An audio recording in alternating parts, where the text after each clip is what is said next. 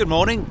We're out trying to dodge some thunderstorms this morning, so I try and give you an answer to, is there life after e-bikes?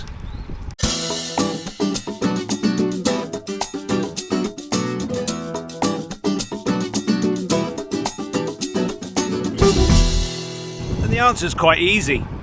The answer is yes, but it's never going to be an easy one, and it obviously has to be an individual one. There is no answer. For me, yes, but I've ridden this immaculate Orbea Orca M10i LTD power for the last 2 weeks. I've been trying to go out on it every day. I really wanted to give it a good go to assess how I'm faring with my recovery. If you didn't know, I've had cancer and I've had heart problems, and I've been encouraged with what is available without an e-bike motor, but I've also been discouraged because there's no way can I do the cycling that I was doing on my e-bike. I'm limited as to where I can ride safely, and it's been a huge disappointment. I've wanted to be sort of back to my old fitness or getting that way, but while I'm restricted with my heart rate, my cardiologist has said I can't go above 135 on an e-bike. That's no huge impediment if you take it easy and you're careful with the conserving battery power and in the use of the assist levels. 135 is doable for almost anything around here. I've been up 14 degree slopes and stayed within that band. But on this Orca, though it is a truly glorious riding experience, and one that I'll be talking about in a full review probably next time, it's not enough. It's not enough. It rolls better than any bike I've ever known. It's lighter, it's more agile. If you saw the descents video, I was able to just hop on it and do a PB down a technical twisty descent. That would normally take me some time to get used to a bike, and I had one descent before getting a PB on the second. So it is a remarkable bike, but if I want to do what I want to do, which is climb into mountains, because I'm surrounded by them out here in Catalonia, I still need an e-bike. But for you, well, there's certainly hope. There's certainly hope.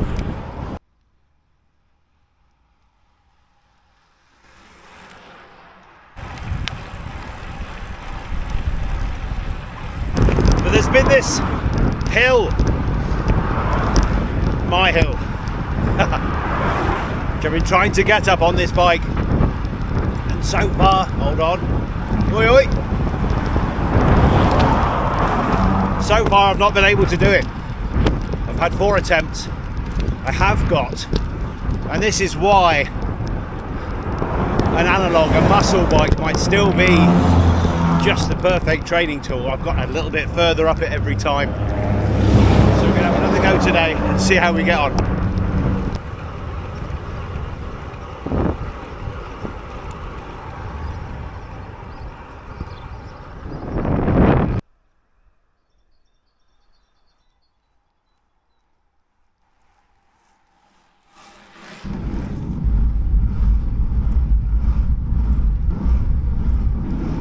I'm not doing quite so well on the avoiding the thunderstorms front. I'm just starting to get a bit wet. Climbing is a very individual thing. So if I'm struggling on this climb, it's, in this particular case, I truly believe it's the gearing.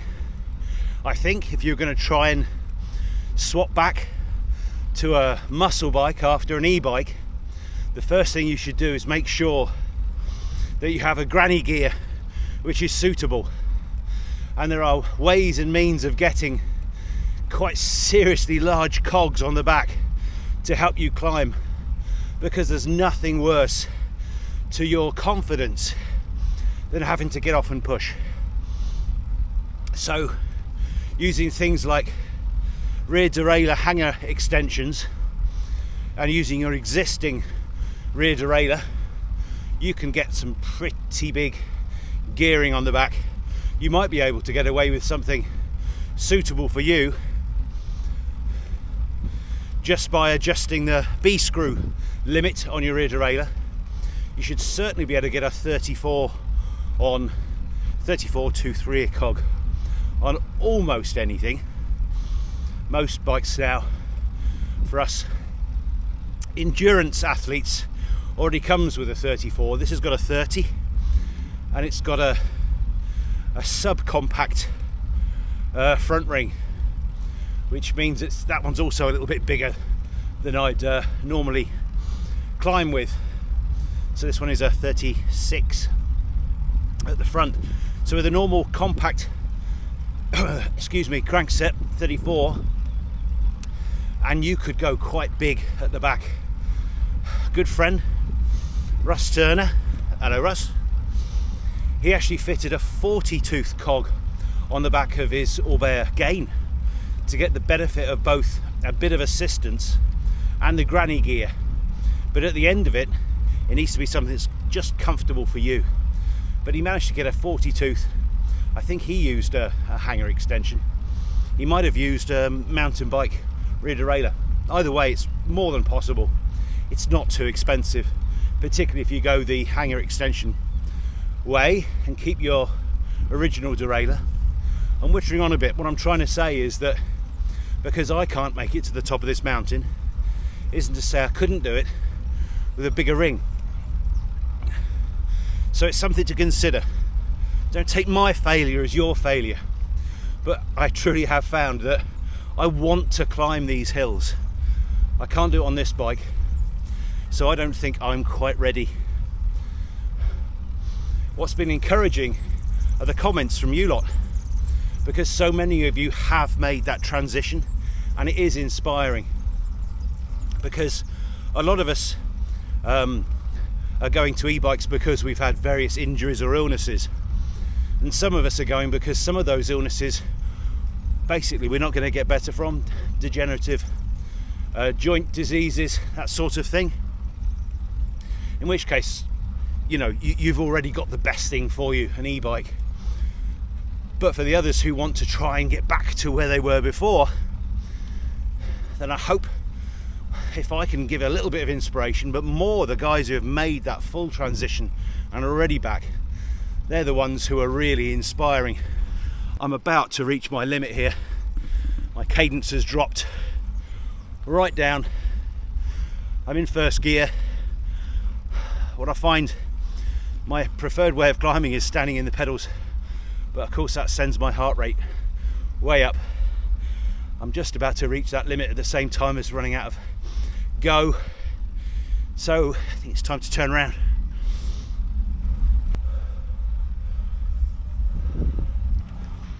You don't need a lay-by to turn into with this bike. It's honestly, it is incredibly agile. I've never known anything like it. But that's for the full review next week, or next time anyway. Got a little descent now, of course, which I could show you properly, but I haven't got the chest harness today.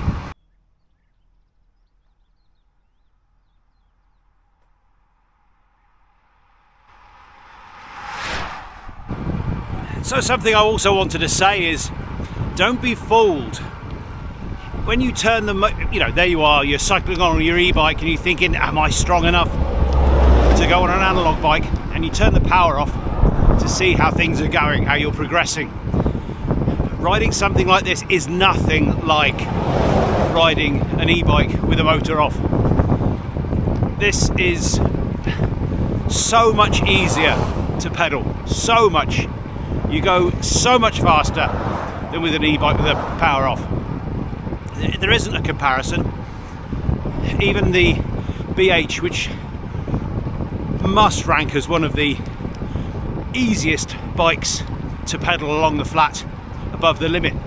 It's very aero, it's about as light as an e-bike can go, and it has a mid motor, so the rear wheel isn't affected by any residual motor drag whatsoever.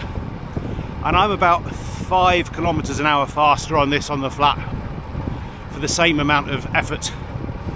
So if you feel that you are not ready, maybe just give a trial to one of these new beautiful lightweight carbon bikes and see if maybe it's not as hard as you thought it was. And obviously that's particularly true if you're in a fairly flat bit of your country.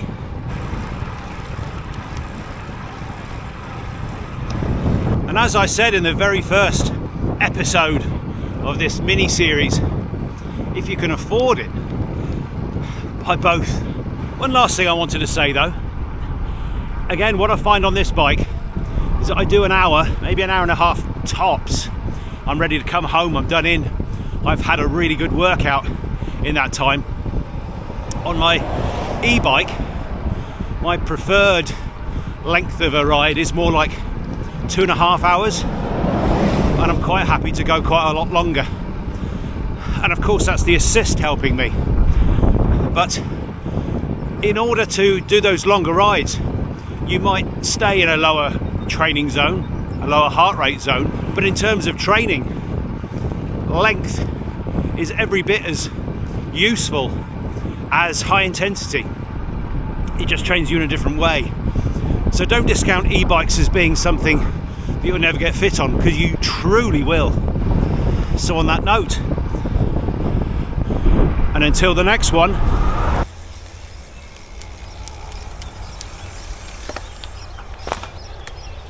thanks for watching.